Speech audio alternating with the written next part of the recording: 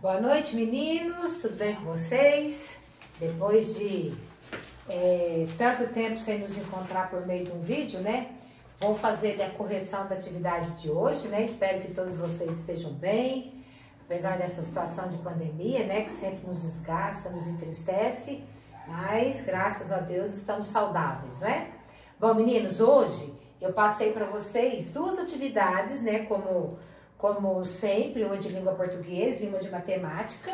O texto, né? Eu vou fazer uma correção, eu vou procurar ser um pouco mais breve, para os vídeos não ficarem muito longos, né? Difícil de vocês acompanhar essa correção. Então, olha, eu vou começar pelo livro, pela atividade de língua portuguesa, A Galinha dos Ovos de Ouro. Então, vocês acompanhem a leitura que eu vou fazer e depois nós vamos discutir a correção, tá ok? Certo casal foi a uma granja e comprou uma galinha. Aparentemente era uma galinha como outra qualquer. Tinha bico, penas, pés e um jeito de bobalhona. Na manhã seguinte, quando a mulher foi ao galinheiro para recolher os ovos, levou um susto enorme. Em frente aos seus olhos, no meio do ninho, havia um ovo muito diferente. Era um ovo de ouro. A mulher pegou o ovo com a mão direita, cheirou, lambeu, examinou detalhadamente e não teve mais dúvida. Era mesmo um ovo de ouro verdadeiro. Saiu correndo e foi acordar o marido para contar-lhe a novidade. Querido, acorde. Olha o que eu encontrei no ninho da galinha que compramos ontem. O marido acordou, olhou o ovo dourado, pegou, mediu, lambeu, pesou e finalmente soltou um grito. Mulher, isso é ouro puro, estamos ricos. Diante do fato, a mulher foi logo dizendo: se estamos ricos com um único ovo, imagine como ficaremos com o resto de ovos que essa galinha traz na barriga. Vamos logo abrir seu corpo para pegarmos logo essa fortuna. O marido, cego de ambição, não perdeu tempo. Correu até a cozinha, pegou uma faca e decepou a cabeça da galinha. Ao abrir o corpo, qual não foi sua decepção? Dentro dela só havia o que há dentro de todas as galinhas: tripas, coração, moela, rins e sangue. O ovo de ouro foi logo gasto e os dois continuaram pobres e passaram o resto da vida se acusando. Continuamos pobres por sua culpa. Não, a culpa é sua, que não teve paciência. Minha não, foi sua. O casal discutindo no final da história, né? Aí ele traz pra gente moral da história. O excesso de ambição leva à precipitação. E quem tudo quer, tudo perde. Bom, pessoal, quando ele fala precipitação, o excesso de ambição faz você fazer as coisas sem pensar. Você foi precipitado numa ação. Em vez deles terem preservado a galinha, né? Para que ela botasse um ovo por dia, a ambição foi tão grande que eles chegaram, cortaram o pescoço da galinha e por dentro, né, uma galinha normal. Mas se não tivesse sido precipitados, tivessem preservado a galinha, eles realmente poderiam estar ricos, né? Moral da história, quer dizer, o ensinamento que aquele texto quer passar para o leitor, tá? Então, pessoal, lá nas atividades relacionadas ao texto, o primeiro exercício ele fala, né? O texto que você acabou de ler é uma... Então, nesse exercício aí, você vai marcar a alternativa correta, é uma fábula, certo? Eu já trabalhei com vocês alguns textos onde nós temos fábula, né? É onde geralmente animais têm vida, eles conversam entre si, ele faz parte integrante da história. E ele sempre traz quando ele fala uma moral, quer dizer, ele sempre traz um ensinamento baseado no texto. Então, aqui no caso, eles estão falando sobre a ambição, que pessoas ambiciosas demais correm o risco de perderem tudo, tá? No exercício 2, ele pergunta pra gente, quem são as personagens desse texto, né? Então, isso aqui é a resposta do 1. No exercício 2, os personagens do texto, nós temos o casal, né? O marido e a mulher e a galinha, certo? Então, nós temos um casal, certo? Que é constituído pelo marido e pela mulher e a galinha, certo? Esqueci do A aqui, pessoal. Então, nós temos um casal e nós temos a galinha como personagens principal dessa fábula, né? Uma história onde sempre nos traz o ensinamento. No exercício 3, ele diz assim, ó, escreva as características da galinha registrada no primeiro parágrafo. Lá no primeiro parágrafo, né, ele traz assim, ó, no início do texto, certo casal foi a uma granja e comprou uma galinha, aparentemente era uma galinha como outra qualquer. Então, as características dela, como que ela era? Então, a galinha tinha bico, certo? A galinha tinha penas, pés e um jeito de bobalhona, né? Então, esse aqui são as características da galinha de acordo com a história, né? E um jeito de bobalhona. Quando ele diz característica, né? Que jeito que era aquela galinha da história. Então, lá no primeiro parágrafo, nós temos essas características relacionadas a essa galinha.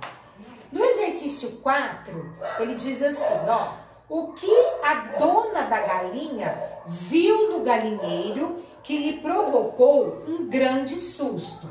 Então, lá no exercício 4, o que ela viu no galinheiro que provocou um grande susto foi um ovo de ouro botado pela galinha, certo?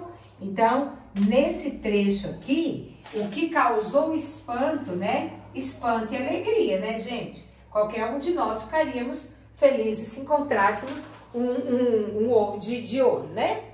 Então, o fato dela ter encontrado o ovo de ouro que foi botado pela galinha deixou a sua dona muito assustada, né?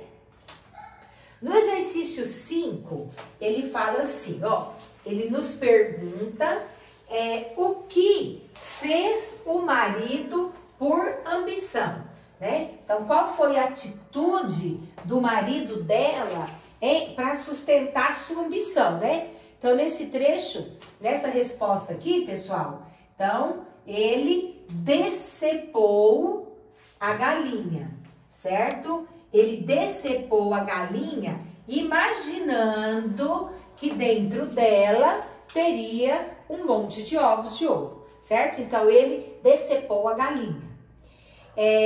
Ao abrir o corpo da galinha, foi encontrada alguma coisa diferente? Verdadeiro ou falso? Falso, certo? Porque quando ele abriu a galinha, lá fala que lá dentro a galinha tinha o que as outras todas tinham, né? No exercício 7, ó, então aí no exercício 6, pessoal, lá no exercício 6, você vai marcar um X na opção falso, tá? No exercício 7, ele traz assim, ó, ele nos pergunta, lá no 7º exercício, ao gastar o dinheiro que conseguiram com a venda do ovo, o que aconteceu com o casal? Então, lá no texto, né? Lá no final do texto, ele fala assim, ó. O ovo de ouro foi gasto e os dois continuaram pobres e passaram o resto da vida se acusando. Então, quer dizer, o marido acusava a esposa de ter dado fim na galinha. A esposa acusava o marido de ter decepado o bichinho, né? Aí acabou a mina de ouro deles. Então, quando ele pergunta, né, o que aconteceu com eles, então, nós podemos colocar assim, ó. Eles continuaram pobres, certo? Eles continuaram pobres e passaram o resto da vida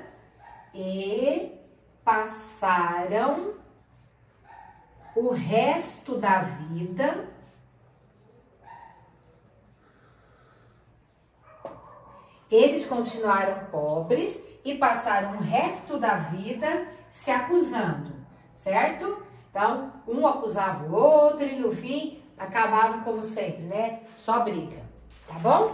Aí no exercício 8, ele coloca, ó, após a leitura do texto, explique com suas palavras qual é a moral da história. Bom, no texto, pessoal, ele traz pra gente a moral da história, né? O que o texto quer ensinar. Então, a moral da história é: o excesso de ambição leva à precipitação. E quem tudo quer, tudo perde. Então, a moral da história, o que ele quer dizer com isso? Que as pessoas que são muito ambiciosas, né? Que querem tudo para si, uma hora eles acabam perdendo tudo que tem, né? Até pela própria ambição, pelo próprio egoísmo, de não saber repartir com o próximo, certo? Então, ambição é uma coisa legal? É uma característica boa? Não. É claro que nós, né, em nossa vida, devemos querer melhorar, né? Então, eu trabalho para melhorar, mas não que eu vá viver em função disso, né? E fazer tudo para ganhar dinheiro, para tirar. Tem gente que, em função dessa ambição, tira até dos outros, né? Bom, meninos, depois vem as atividades de matemática. No primeiro exercício, né, nós colocamos algumas situações, problemas. No primeiro exercício, ele fala assim, ó, Enzo tem 94 livros e Lavínia 26 livros a mais que ele. Quantos livros ela tem? Bom, então lá nós temos o espaço do cálculo, certo? Eu vou escrever aqui. E nós temos o espaço da resposta. Então, nós temos os dois meninos, né? O Enzo e a Lavínia. Ele fala que o Enzo tem 94 livros. A Lavínia tem 26 a mais que ele. Então, além dos 94, ela tem o 26. Então, nós vamos adicionar esses dois valores para descobrirmos a quantidade de livros que a Lavínia possui. Então, ó, 4 com 6, 10, né? Vai 1, 9 mais 1, 10, 10 e 2, 12, certo? Então, lá na resposta você vai colocar. Ele perguntou quantos livros ela tem. Então, eu vou colocar, né? Lavínia tem 120 livros, ok? No exercício 2, né, no probleminha 2, ele traz assim, ó. João Pedro tinha 16 figurinhas e comprou 29 de sua prima Maitê. Com quantas ele ficou? Então, veja, ó. Esse aqui também é simples, né, esse cálculo, né, pessoal? Ele tinha 16 figurinhas, certo?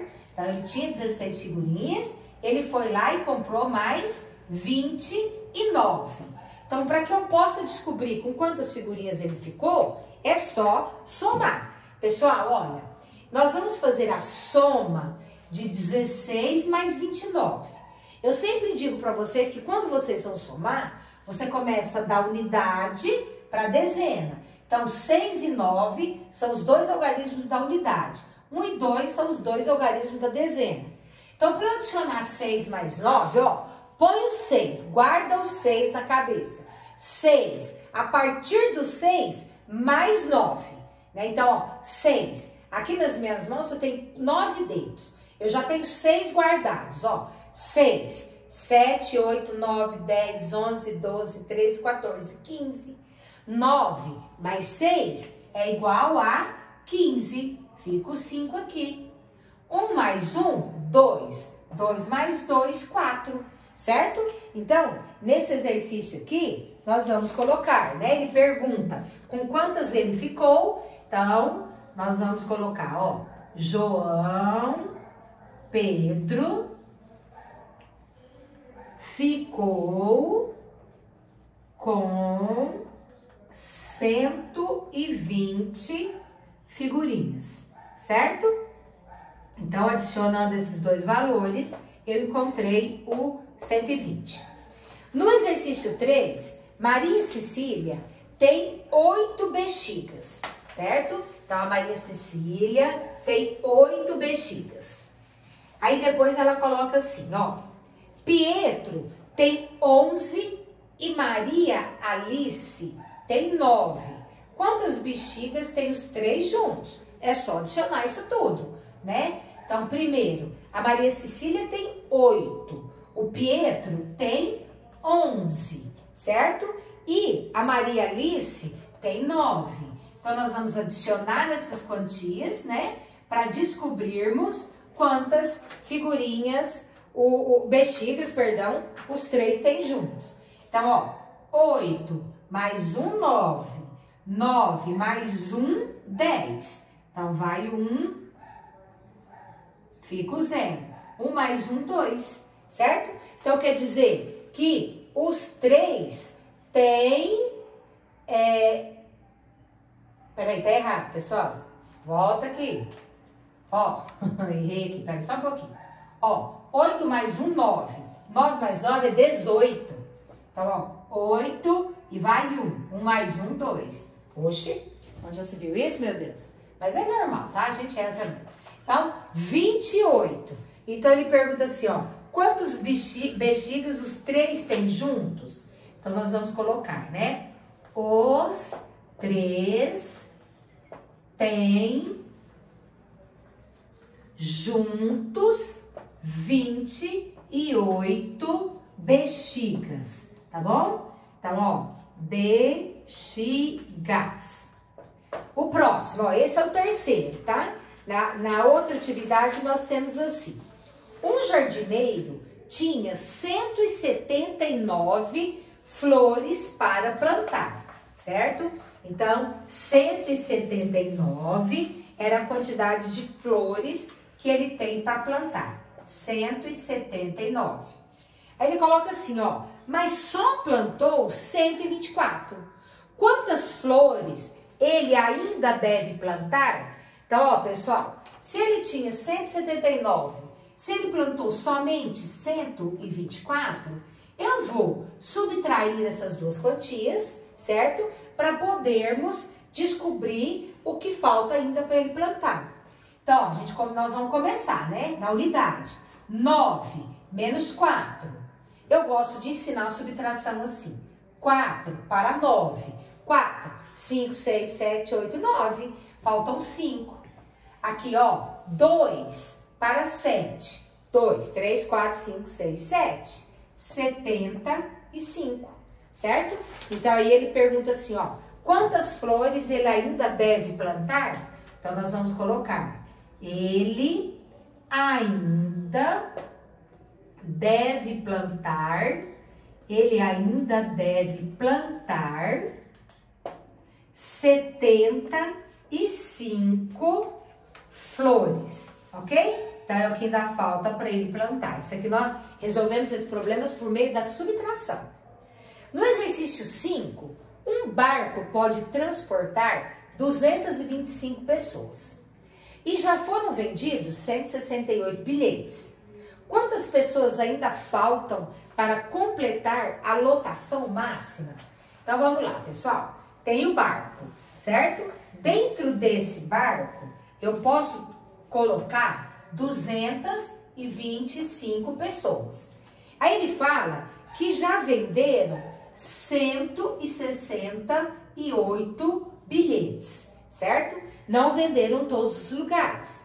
Eu quero saber quantos lugares, quantas pessoas eu ainda posso colocar dentro desse barco. Então, nós vamos subtrair, né? Então, eu faço, pessoal, aqui, ó, de 5, eu posso tirar o 8?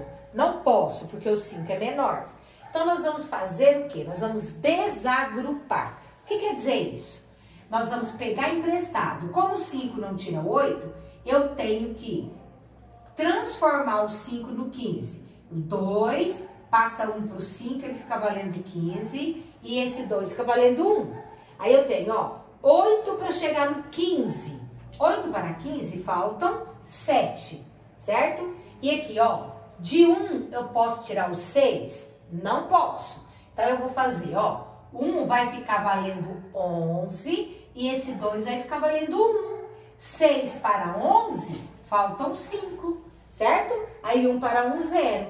Então, quer dizer que ainda faltam 57 pessoas para poder completar essa lotação. Então, olha, ele perguntou, quantas pessoas ainda faltam para completar a lotação?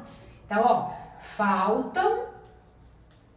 Não deixa de montar uma resposta, pessoal.